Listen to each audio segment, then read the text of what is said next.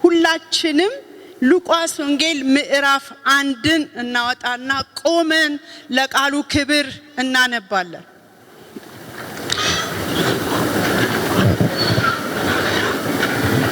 እስክታወጡ ድረስ ነው መጠብቃችሁ።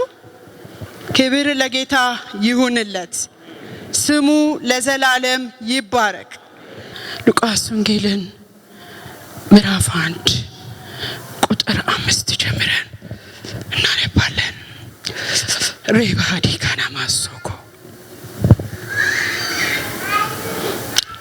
በይሁዳ ንጉሥ በሄሮድስ ዘመን በአባያ ክፍል የሆነ ዘካርያስ የሚባል አንድ ሰው ነበር።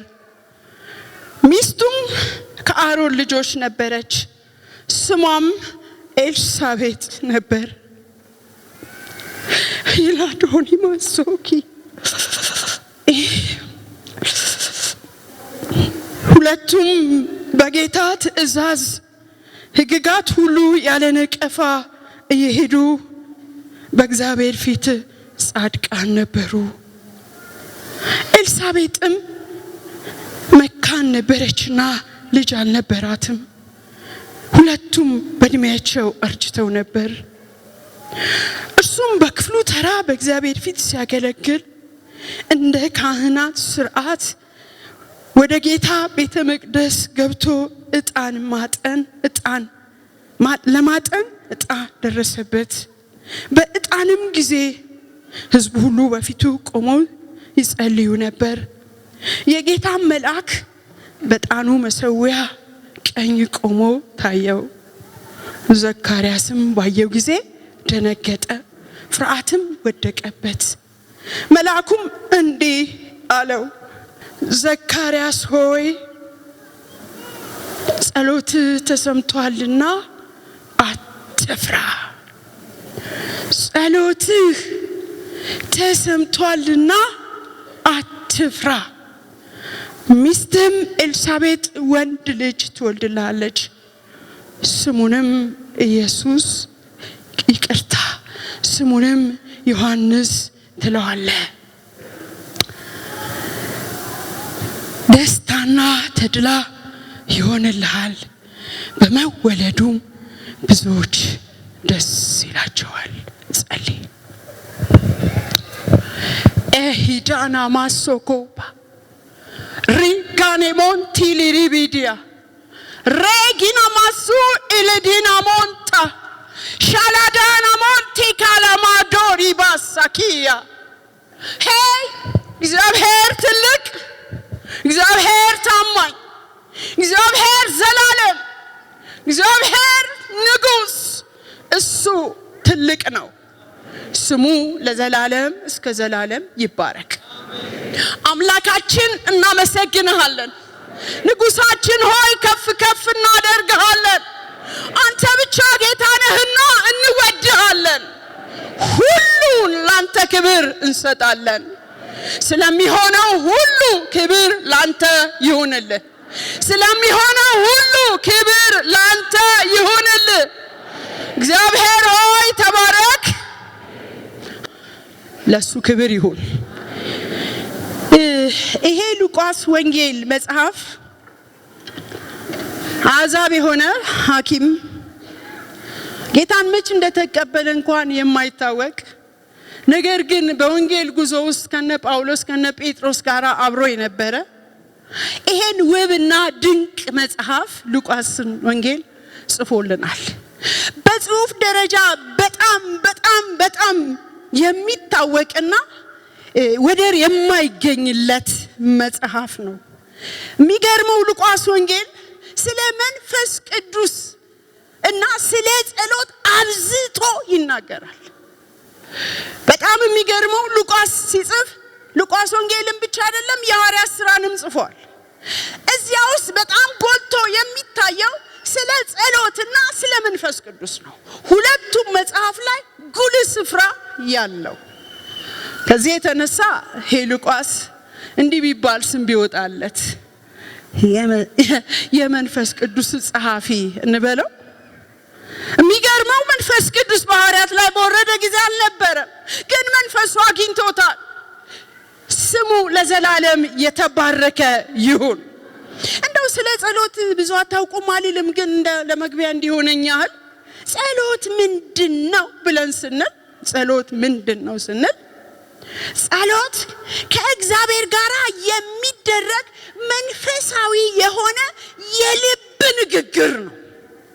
የልብ ንግግር አንደበት የሚለፈልፈው ወይም እንዲህ የሚለው ሳይሆን ከውስጥ የሆነ ከውስጥ የሚነበብ ከውስጥ የሆነ ንግግር ነው።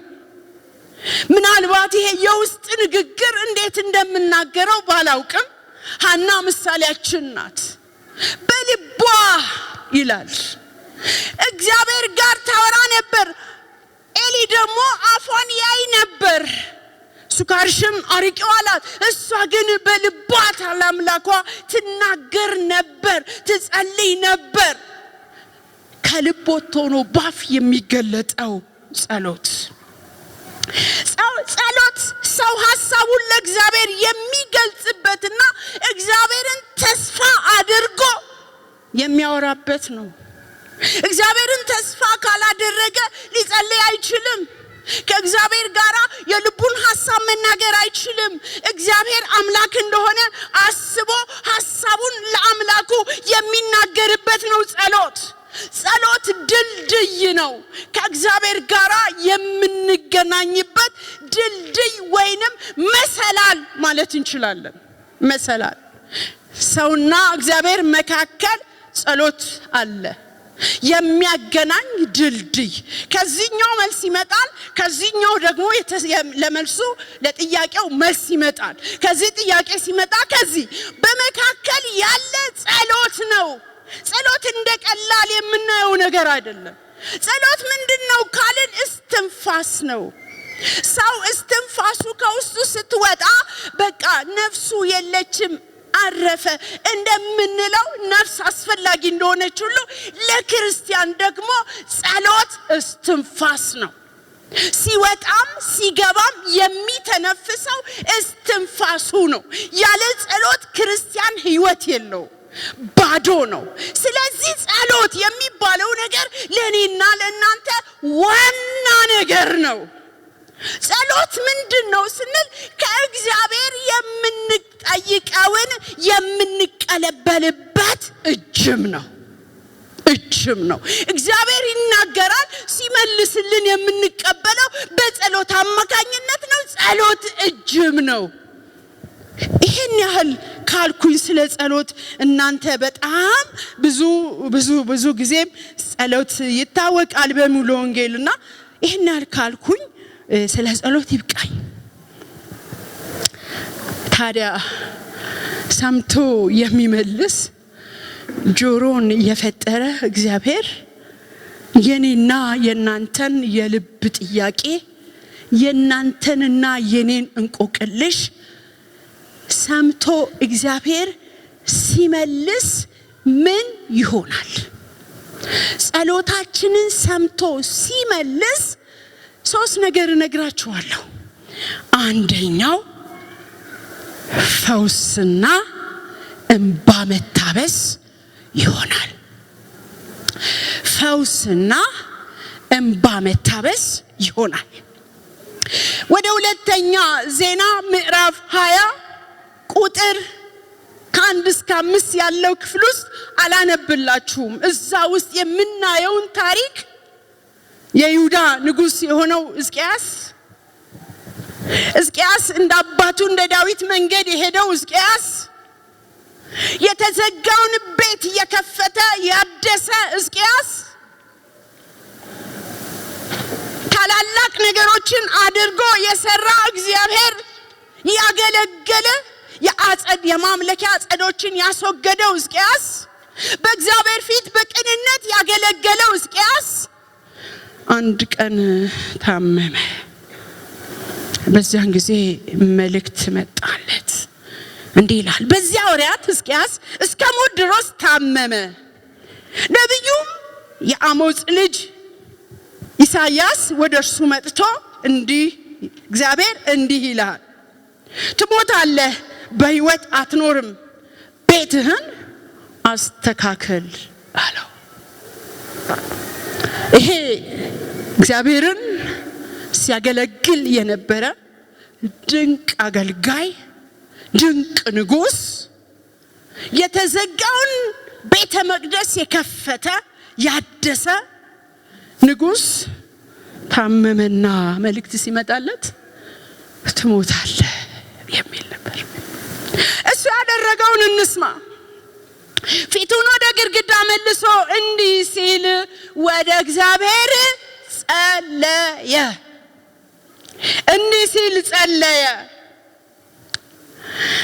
አቤቱ በፊት በእውነትና በፍጹም ልብ እንደሄዱ ራሱ ለራሱ ሲመሰክር በፍጹም ልብና በእውነት በፍጹም ልብ እንደሄዱ ደስ የሚያሰኝህንም እንዳደረግሁ ታስብ ዘንድ ለመሆኑ እኔና እናንተ እንዲህ ብለን ለራሳችን እንደፍር ይሆን እኔ አንዳንዴ ራሴን ሳየው እንዲህ መናገር አቅም የለኝም እሱ ግን አቅም አለው እንዲህ አለ በእውነት በፊት ሄጃለሁ በፍጹም ልቤ ደግሞ ካንተ ጋር ነበርኩ የምትለኝን ሁሉ አድርጌያለሁ ደስ የሚያሰኝህንም ፈጽሜያለሁ ይሄንን ታስብ ዘንድ እለምንሃለሁ ብሎ አለቀሰ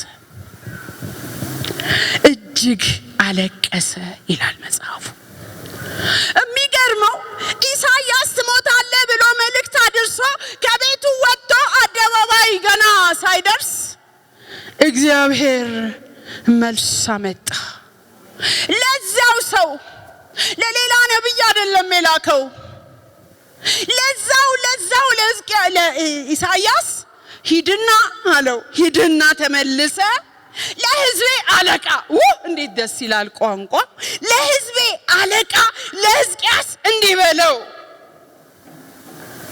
የአባትህን የዳዊት አምላክ እንዲህ ይላል ጸሎትህን ሰምቻለሁ እንባህን አይቻለሁ እፈውስህማለሁ አሜን ለሚጸልይ ሰው ምን ይሆንለታል መልስ ይመጣል መልሱ ምንድነው ፈውስ ይሆናል እንባ ይታበሳል ሰምታችሁኛል በእውነት በጽድቅ በቅድስና እግዚአብሔርን እየፈራ ለሚያገለግል በትክክል እግዚአብሔር የሚለውን እያደረገ ለሚያገለግል ለሚሸቃቀጥ አይልም ለሆነ ነገር የሚል አይልም በእውነት በፊቱ ለሚገኝ ልክ ሕዝቅያስ እንደተናገረው በእግዚአብሔር ፊት እግዚአብሔርን ደስ ያሰኘ ለሚመላለስ እግዚአብሔር መልስ አለው ይፈውሳል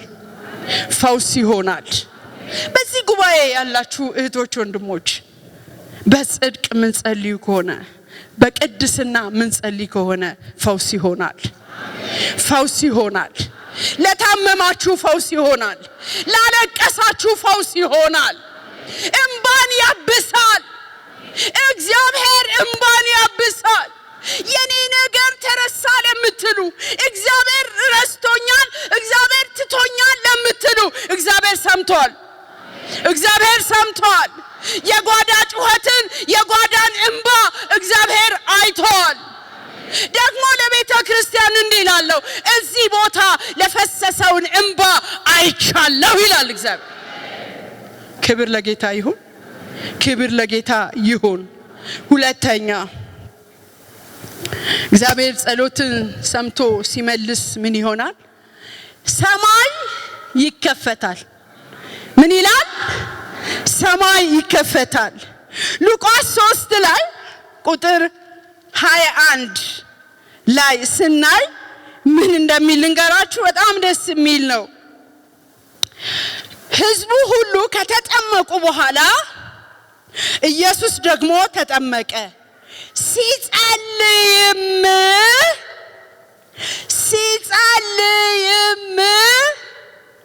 ሰማይ ተከፈተ።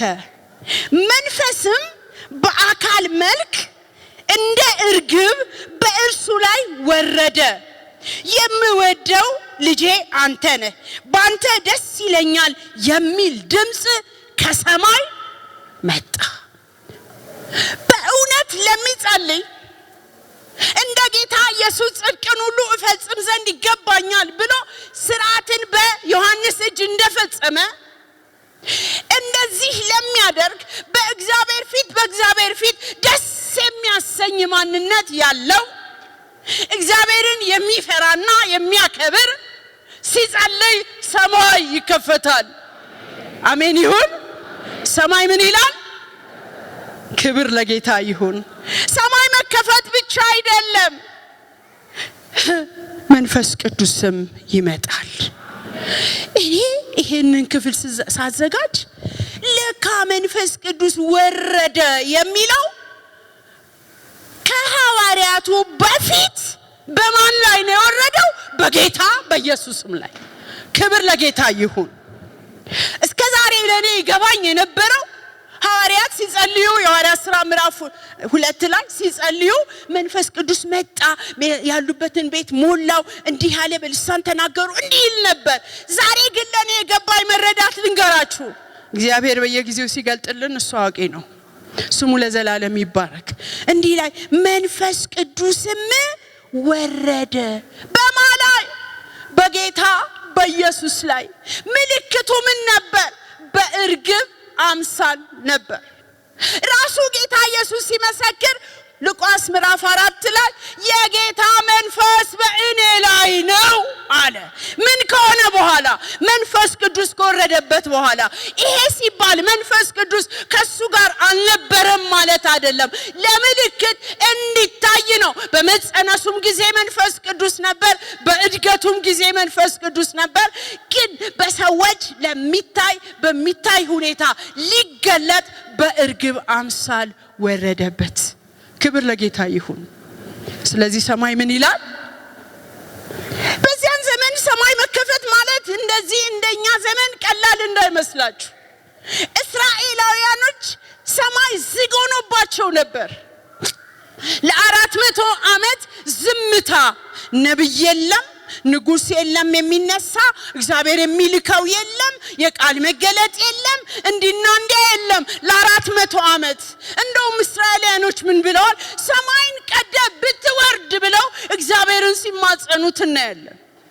እዚህ ጋር ግን እግዚአብሔርን ደስ የሚያሰኘው የሱን ፈቃድ የሚፈጽመው ውዱ ኢየሱስ ሲጠመቅ ሰማይ ምን ሆነ? ተከፈተ። ከዛስ እርግብ አምሳል መጣና ወረደበት። ድምጽ መጣ፣ የምወድህ ልጄ አንተ ነህ አለ። እንዲህ እንባል ይሆን? ዛሬም የምወድህ ልጄ፣ የምወድሽ ልጄ የሚለን የእግዚአብሔር መንፈስ አለ። ግን የሚለው ለማን ነው? በጽድቅ በቅድስና እርሱን በመፍራት በመታመን አብረው በፊቱ ለሚሆኑት። ስሙ ለዘላለም ይባረክ። ሶስተኛ ነቀፌታ ይወገዳል። እግዚአብሔር ሰምቶ ጸሎት መልስ ሲመጣ ምን ይሆናል? ነቀፌታ ይወገዳል። ሉቃስ ምዕራፍ 1 ቁጥር 24 ከዚያም ወራት በኋላ ሚስቱ ኤልሳቤጥ ጸነሰችና ነቀፌታዬን ከሰው መካከል ያስወግድልኝ ዘንድ ጌታ በተመለከተኝ ወራት እንዲህ አድርጓልና ስትል ራሷን 5 ወር ሰወረች። ለካ ነቀፌታን የሚያስወግድ ጌታ አለ። በኋላ መጣበታለሁ ስለ ባልና ሚስቶቹ ታሪክ። እቺ ሴት ግን እንዲህ ነበር የምትባለው። የሚገርማችሁ መካን ልጅ የላት። እንደውም ስሟ እንግዲህ በእስራኤል ታሪክ ወይዘሪት ይባል እንደውም ባላውቅም እንደኛ ሀገር ታሪክ ስናስብ ወይዘሮ ኤልሳቤጥ ነበር የምትባለው። ልጅ አትጠራም ነበር። ልጆች ይዘው ሲሄዱ አይኗን ቆቅልሽ ቁልጭ ልጭ ይላል። አርግዛው ሰዎች እንደዚህ ሲሄዱ ትላለች። ነገር ግን ጸሎትን ሰምቶ የሚመልስ እግዚአብሔር ምንም ነገሩ ቢዘገይ እንኳን የእግዚአብሔር ክብር መገለጫው ጊዜ እስኪሆን ድረስ ነገር ይዘገያል። ቢዘገይም በርግጥ ይመጣል ብለው ዘመሩልን ዘማሪዎች አይደል? በራሱ ጊዜ እንደሚመጣ ቃሉ እንደሚናገረው ዘመሩልን። ጌታ ይባርካቸው። በራሱ ጊዜ እሱ ሲመጣ ነቀፌታ ይወገዳል። ኤልሳቤጥ ምን ተባለች? ትላንት እኮ መካን የተባለ የነበረው የዮሐንስ እናት ተባለች። ስሟ ተቀየረ። እግዚአብሔር ሲመጣ ምን ይሆናል? መልስ ሲመጣ ምን ይሆናል? ስም ይቀየራል። ነቀፌታ ይወገዳል። ትላንት የምንጠራበት መጠሪያ ይቀየራል። ክብር ለጌታ ይሁንለት። ስሙ ለዘላለም ይባረክ። ኤልሳቤጥ ብዙ ልጆች በተያዙበት መካከል፣ ብዙ እናቶች ባሉበት መካከል አንገቷን ደፋ አርጋ ሊሆን ይችላል የምትሄደው። አሁን ግን ቀን መጣ። እሷም ተረኛ ሆነች፣ አረገዘች። ኤልሳቤጥ እኮ ልጅ የላትም፣ እነዚህ እኮ ልጅ የላቸው ይባሉ የነበሩ ነቀፌታቸው ልጅ ባለመኖር ብቻ እንጂ ሌላ ነቀፌታ አልነበረባቸው። ይንሾካሾኩባቸው የነበሩ አሁን ምን ሊሉ ነው? ሆዳ ገለጥ ሊል 5 ወር። ሃሌሉያ! የሚገርም ነው። ክብር ለጌታ ይሁን። ለእግዚአብሔር የሚሳነው ማርያም መልአኩ ሲነግራት ወንድ ልጅ እንደምትወልድ ኢየሱስ የሚባል መንፈስ ባንቺ ላይ ይመጣል ይጸልልልሻል እንደተባለች ሲሆን ምን አለች? የጌታ ባሪያ እንደ ቃልህ ይሁንልኝ አለች። ለእግዚአብሔር የሚሳነው የለም። ክብር ለጌታ ይሁን። ማርያም ስለ አክስቷ ስለ ዘመዷ ተነግሯት ነበርና ወደ ኤልሳቤጥ ቤት ስትሄድ የሚገርም ነው።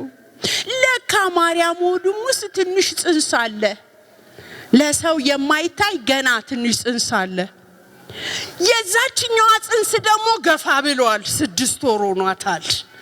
መታየት ጀምሯል። ገና ያቺ ሰላም ስትላት ጽንሱ ኤልሳቤጥ ውስጥ ያለው ጽንስ ዘለለ። ሃሌሉያ! በመንፈስ ተሞላ።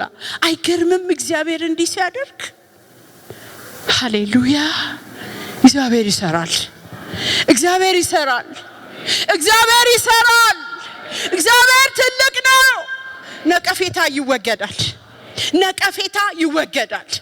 አንቺ እከሌ አንተ እንደዚህ የተባልበትን ነቀፌታ ያስወግደዋል።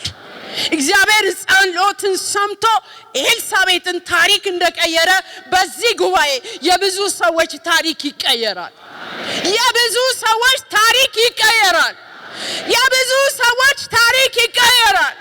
ስማችሁ የጠፋ በተለያየ ነገር እንዲና እንዳ የምትባሉ እግዚአብሔር መጣ፣ እንባን አበሰ፣ ስም ቀየረ፣ ታሪክ ተለወጠ። ክብር ለእርሱ ይሁንለት። ስሙ ይባረክ። ቀና ብሎ መሄድ ይሆናል። አንገት ማቀርቀር ቀረ። ሃሌሉያ! ኤልሳቤጥ እንዴት ብላ እንደሄደች ላሳያችሁ። ሆዴ ትልቅ አልሆን አለኝ እንጂ ቢሆንልኝ ጥሩ ነበር። እንዲህ ብላ በፊት እኮ እንዲህ ነበር የምትሄደው ያልሽ፣ አሁን ግን ቀና። ሃሌሉያ! ጽንሱ አደገ። የእግዚአብሔር ክብር ተገለጠ። ዮሐንስ ተወለደ። የዮሐንስ እናት ተባለች። ታሪክ ይቀየራል። ክብር ለጌታ ይሁንለት። እሱ እንዲህ የሚያደርግ ከሆነ ታዲያ ጸሎታችን እግዚአብሔር ከሰማው መልስ እስኪመጣ ድረስ እኛ ምን እናድርግ?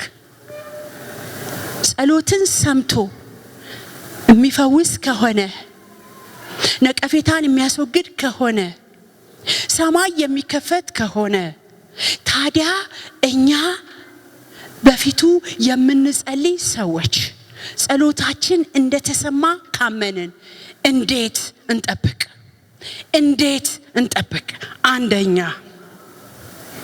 አንደኛ ያለ ነቀፋ በቅድስና። እዚህ ጋር ቀድም ያነበብኩላችሁን ክፍል ላንብብላችሁ። ቁጥር 6 ሁለቱም በጌታ ትእዛዝና ሕግጋት ሁሉ ያለ ነቀፋ እየሄዱ በእግዚአብሔር ፊት ጻድቃን ነበሩ። ሁለቱም ባልና ሚስቱ ኤልሳቤጥና ዘካርያስ ጥያቄ አላቸው። ምን የሚል? ልጅ የለንም።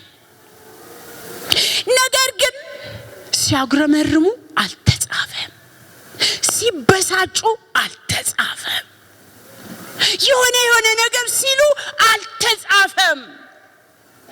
በእግዚአብሔር ፊት ምን ነበሩ ይላል? ያለ ነቀፋ ጻድቃን ነበሩ። ያለ ነቀፋ እየሄዱ በእግዚአብሔር ፊት ጻድቃን ነበሩ። ስንጠብቅ እንደዚህ ኑና ያለ ነቀፋ በቅድስና እንጠብቀዋ። ከዚህ ሐሳብ ተነስቼ አንድ ነገር ልናገር። በቤታችን በትዳራችን እንዴት ነን? በቤት ውስጥ ማጉረምረም የለም። ልጅ ባለመውለድና መውለድ ሊሆን ይችላል፣ በገንዘብ ሊሆን ይችላል፣ በባህሪ ችግር ሊሆን ይችላል፣ በቤተሰብ ጣልቃ ገብነት ሊሆን ይችላል። በትዳር መካከል ችግር የለም።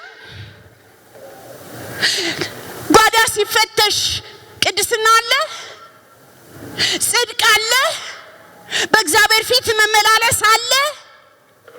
ጓዳችንን እንደ መስታወት አንዴ ሁላችን ወደ ቤቶቻችን እንሄድ።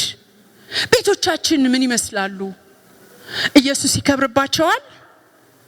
ጓዳችን ስንታይ ምን እንመስላለን? ባልና ሚስት መካከል፣ ልጆች መካከል ያለ ነገር ምንድነው? አረ ብዙ እኮ ይወራል አይደል እንዴ? በልጅ ምክንያት እኮ ትዳር ሲፈታ ሰምቼ አውቃለሁ። አይደለም በዓለም በቤት ውስጥ በእኛው መካከል አትወልድም እኮ ልጅ የሚሰጥ እግዚአብሔር አይደለም እንዴ? ታዲያ እሷ እንዲና እንዲያ ማድረግ ትችላለች እንዴ? እግዚአብሔር እኮ ነው ልጅን የሚሰጥ። ስለምን በልጅ አለመውለድ ምክንያት ትዳር ይፈርሳል? ስለምን በገንዘብ ምክንያት ትዳር ይፈርሳል? ስለምን በቤተሰብ ምክንያት ትዳር ይፈርሳል? ስለምን በባህሪ መቻቻል አቅቶ ትዳር ይፈርሳል? እየታማን እኮ ነው። ያለ ነቀፋ ይሄድን አይደለም። እግዚአብሔርን በቤታችን በቅድስና ያለ ነቀፋ ልናከብረው አይገባም እንዴ? እንደነ ኤልሳቤጥ ምሳሌ የሆኑናል እኮ እነ ኤልሳቤጥ።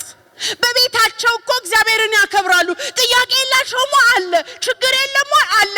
ግን እግዚአብሔርን በቅድስናና በጽድቅ ቤታቸውን ያከብሩት ነበር። ትዳራቸውን ያከብሩ ነበር። በባልና ሚስት መካከል ምንም አይነት ክፍተት አይታይም ነበር። ደስ የሚል ክርስቶስና ቤተክርስቲያን የተመሰለበት ምሳሌ። ይሄን የመሰለ ትዳር እግዚአብሔር ሊከብርበት እንዴት መለኮታዊ ጣልቃ ገብነት በዛ ቤት አይሆን?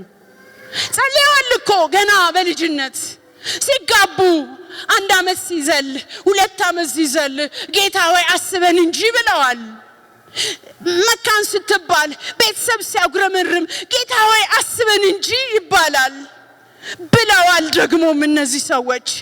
ነገር ግን እስከ እርጅናቸው ድረስ ልጅ አልመጣም ነበር። ግን በትዳራቸው መካከል አንዳች ችግር አልነበረም። እህቶች ወንድሞች፣ በትዳሮቻችን እግዚአብሔርን ማክበር ይሁንልን። በትዳሮቻችን እግዚአብሔርን በቤታችን ማክበር ይሁንልን ያለ ነቀፋ። እግዚአብሔርን ደስ የሚያሰኝ ትዳር ያለ ነቀፋ፣ እግዚአብሔርን የሚያስከብር ትዳር፣ ምሳሌነት ያለው ትዳር።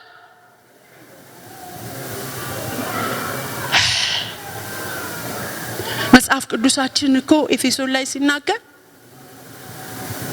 ሴት የወንድ አካል ናት፣ ወንድ ደግሞ የሴት ራስ ናት። ክርስቶስ ለቤተ ክርስቲያን እንደሞተላት ደግሞ ለሚስቱ፣ ሴት ደግሞ ቤተ ክርስቲያን ክርስቶስን እንደምትወድ ለባሏ።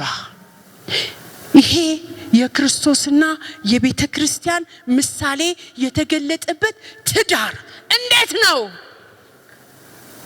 አረብ አንዳንድ ትዳር ውስጥ ችግር ስላለ ባርኮቱ ጠፍቷል፣ ጉስቁልናው በዝቷል፣ ልጆች ተሰደዋል፣ አልባሌ ሁኔታዎች ሆነዋል። እህቶች ወንድሞች፣ በትዳር ያላችሁ እህቶች ወንድሞች፣ ትዳራችንን ያለ ቅድስና እንዳይሆን ልክ እንደነ ኤልሳቤጥ ያለ ነቀፋ ደስ የሚል ቃል እንዲህ ይላል፣ በጌታ ትእዛዝና ሕግጋት ሁሉ ያለ ነቀፋ እየሄዱ በእግዚአብሔር ፊት ጻድቃኖች ነበሩ ይላል። እግዚአብሔር ትዳራችንን ሲያየው እንዴት ነው? እንዲህ ይመሰከርለታል ወይ? ጌታ ኢየሱስ ይርዳን። ምሳሌ ያለው ትዳር፣ ምሳሌነት ያለው ህይወት እንዲኖረን ጌታ እስኪመጣ ድረስ በቤት በጓዳ ላሉ ችግሮች እግዚአብሔርን እየጠበቅን መኖር ይሁንልን። ሁለተኛ እንዴት እንጠብቅ? በጌታ ፊት በታማኝነት በማገልገል። ዘካርያስ የክህነት አገልግሎቱን ለማከናወን ዕጣ ደረሰበት ይላል። ወደየትኛው? ወደ ውስጠኛው አደባባይ፣ ወደ ውስጠኛው መቅደስ፣ ቅድስተ ቅዱሳን አይደለም፣ ቅድስት ጋር። ይሄ ታቦቱ ወይም ያለበት ስርዓት 3 ክፍል አለው። ውጪው አለ፣ ቅድስት አለ፣ ቅድስተ ቅዱሳን አለ። ቅድስተ ቅዱሳኑ በአመት አንድ ጊዜ ነው የሚገባበት። ቅድስቱ ጋር ግን ለማጠን መብራቱን ለማብራትና ህብስቱን ለማዘጋጀት ካህናት በየተራ ወደ ውስጥ ይገባሉ። የሚቆዩበት ተራ ጊዜ አላቸው ተመድቦ። እሱም እንደ ተራው ሊያጥን ማለት ነው። በእግዚአብሔር ፊት መስዋዕቱን ሊያቀርብ የዕጣን መስዋዕቱን ሊያቀርብ በገባ ጊዜ መልአክ አጠገቡ ቆሞ አየ። በጣም ይፈራል። ቅድስተ ቅዱሳኑማ እጅግ፣ ይሄኛው ቅድስትም ይፈራል፣ ይከበራል። በጥንቃቄና በንጽህና ነው የሚገባው። እዛ ጋር ተራቸው ሲሆን ተጠንቅቀው ነው የሚገቡት። ወደዚያ ቅድስት ገብቶ እያጠነ እያለ ጌታን እያመሰገነ ህዝቡ ውጪ ሆነው እየጸለዩ እያለ እሱ እስኪወጣ ድረስ ሊሆን ይችላል የሚጠብቁት። እንዲህ እያለ መልአኩ መጣ። ሲያየው ደነገጠ። ለምን ደነገጠ ብላችሁ ብትሉኝ፣ እግዚአብሔር በቅድስና አይደራደርም። እዚያ ጋር የሆነ ነገርም ሊፈጠር ይችላል። ስለዚህ በጥንቃቄ ነው የሚገባው። ግን ደስ የሚል መልስ መጣለት። ዘካርያስ ሆይ ጸሎትህ ተሰምቷል። ስሙ ይባረክ። እናንተ ጌታ ባለንበት ሁኔታ ይመጣል። ጌታ ባለንበት ሁኔታ ይመጣል። ምናልባት አንዳንዶቻችን በስራ ቦታችን፣ አንዳንዶቻችን በንግድ ቦታ፣ አንዳንዶች በትምህርት ቤት፣ አንዳንዶች እያገለገለን። ካህን የአዲስ ኪዳን ካህኖች ነን እኔና እናንተ። በብሉይ ኪዳን ካህናት ተብለው ተለይተው የተወሰኑ ቁጥር የሌዊ ነገድ ያልሆኑ ተለይተው ይቀመጣሉ። አዲስ ኪዳን ላይ ግን እኔና እናንተ ቃሉ እንደሚናገረው ላንብብላችሁ። አንደኛ ጴጥሮስ ሁላችን ካህናት መሆናችንን የሚናገረውን ክፍል ላነበው ፈለኩ። እንደዚህ ይላል ቁጥር 9፣ አንደኛ ጴጥሮስ ምዕራፍ 2 ቁጥር 9፣ እናንተ ግን ከጨለማ ወደሚደነቅ ብርሃን የጠራችሁ የእርሱን በጎነት እንድትነግሩ የተመረጠ ትውልድ፣ የንጉሥ ካህን። ሃሌሉያ! ለካ እኔና እናንተ የንጉሥ ካህን ነን። ቅዱስ ሕዝብ። ለካ እኔና እናንተ የንጉሥ ካህን ብቻ አይደለንም፣ ቅዱስ ሕዝብ ነን። ለካ እኔና እናንተ የተመረጥን ነን። ከየት? ከጨለማ ወደሚደነቀው ብርሃን መረጠን። ስሙ ለዘላለም ይባረክ። ካህን አደረገን፣ ደግሞም ቀደሰን። ክብር ለጌታ ይሁን። ስለዚህ ሁላችን እዚህ ያለን በሙሉ የተመረጠ ትውልድ፣ የንጉሥ ካህን፣ ቅዱስ ሕዝብ ነን። ምናልባት እንግዶች ዛሬ የመጣችሁ ካልሆናችሁ በስተቀር ጌታ ኢየሱስን እንደ ግል አዳኛችሁ የተቀበላችሁ በሙሉ የንጉሥ ካህን የተመረጠ ትውልድ ናችሁ። ለርስቱ የተለየ ወገን ናችሁ። ስለዚህ ካህን በቅድስና በንጽህና በጥንቃቄ ይመላለሳል። ካህን ያገለግላል። እዚህ ጉባኤ ያላችሁ ማታገለግሉ እናንተ የአካል ብልት ናችሁ። ልታገለግሉ ራሳችሁን ማዘጋጀት አለባችሁ። የአካል ብልት ዝም ብሎ አይቀመጥም።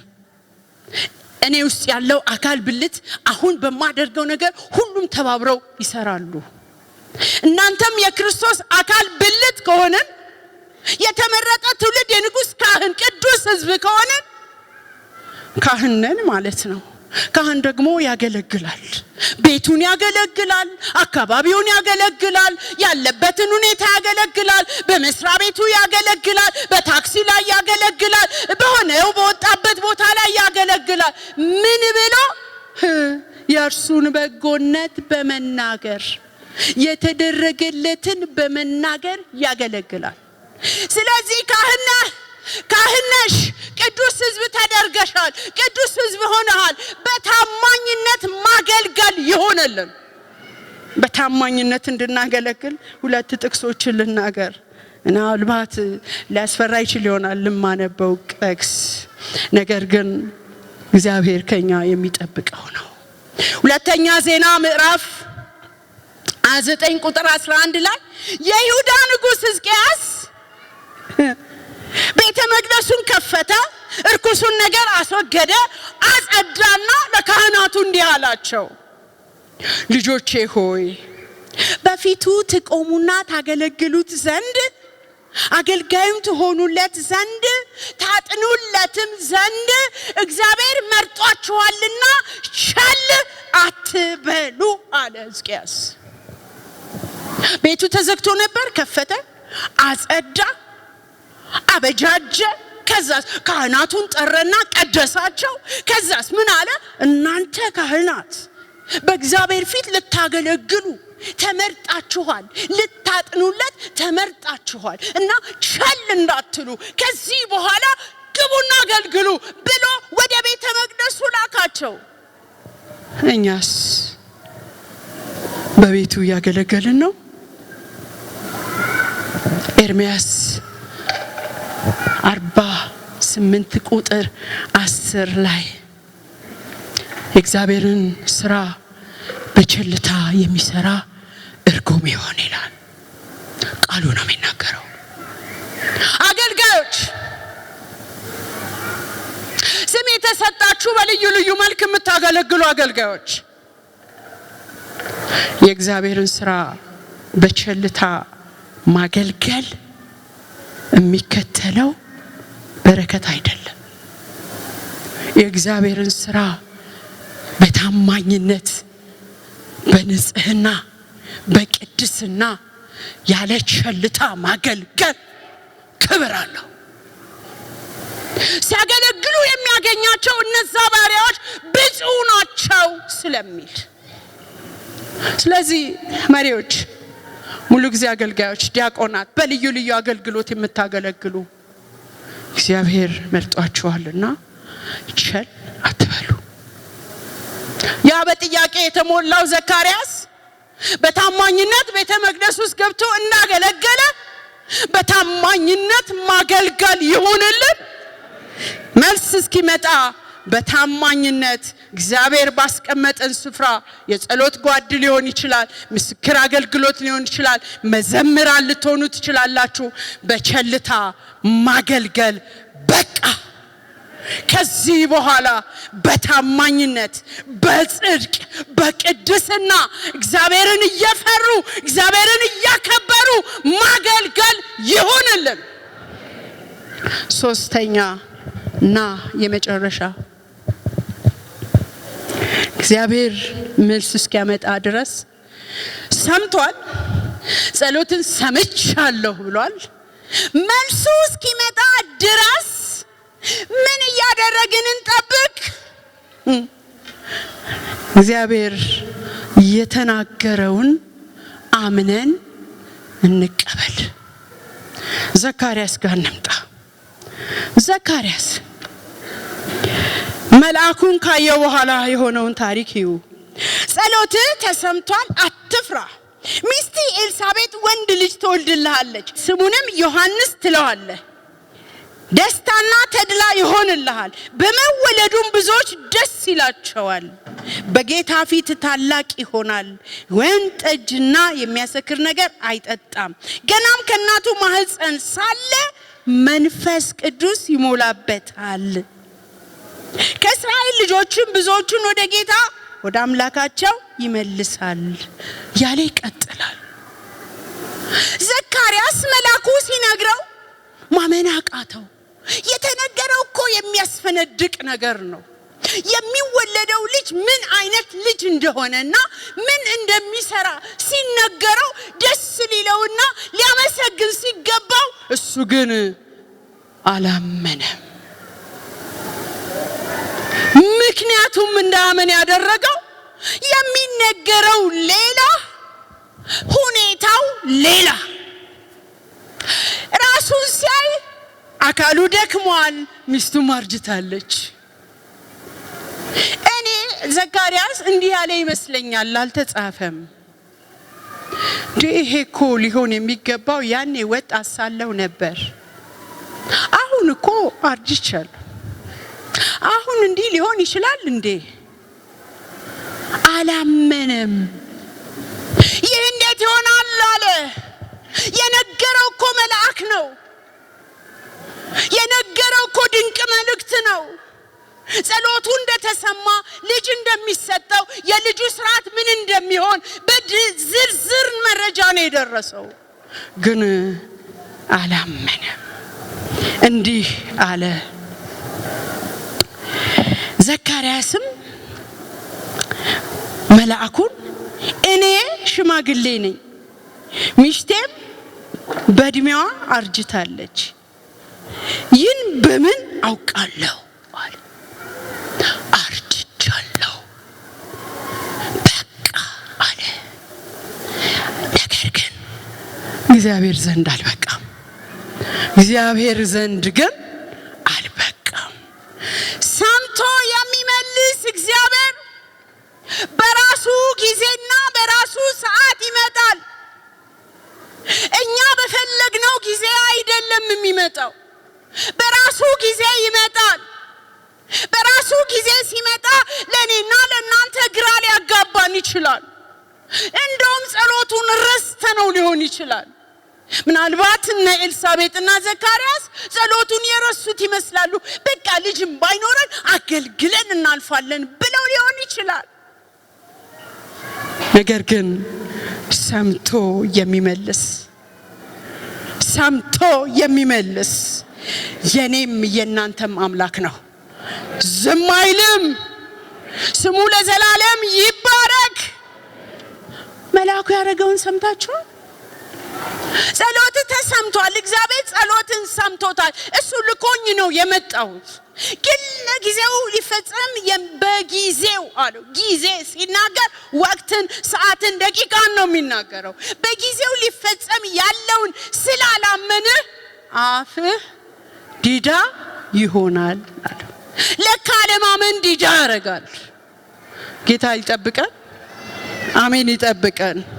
አለማመን ዲዳ ያደርጋል። ክብር ለጌታ ይሁን። እንድናምን ይሁንልን። እግዚአብሔር ሁኔታን አይቶ አይናገርም፣ ራሱን አይቶ ይናገራል። እግዚአብሔር ሊያደርግ ያለውን አምኖ ይናገራል። እግዚአብሔር ሊያደርግ ያለውን በጊዜው ይናገራል። እግዚአብሔር ተናገረ ማለት አደረገ ማለት ነው።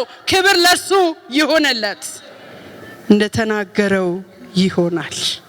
እንደተናገረው ይሆናል። ስሙ ለዘላለም የተባረከ ይሁን። የነገርኳችሁን ነገር አስታውሱ። ምናልባት አንዳንዶች እግዚአብሔር የዘገየ መስሏችሁ ይሆን? ዘማሪው እንዲህ ብሎ ዘመረ። የዘገየ ቢሆን ለካስ የኔ ነገር ታውቃለህ፣ ላንተ አንድ ሌሊት ይበቃል ውርደትን በክብር ሸኝ። የዘገየ መስሎኝ ለካስ የኔ ነገር ታውቃለህ፣ አንተ አንድ ሌሊት ይበቃል ውርደትን በክብር ይለውጣል። እግዚአብሔር አይዘገይበትም፣ ሰምቶ ይመልሳል። ክብር ለጌታ ይሁንልን። ጸሎትን ሲሰማ ምን ይሆናል ብዬ ነግራችኋለሁ እንድታስታውሱ።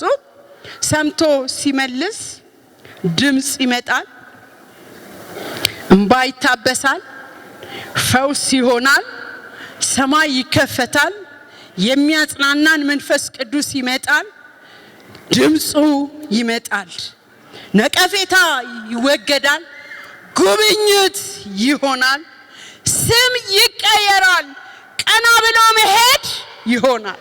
ታዲያኛ ምን እናድርግ?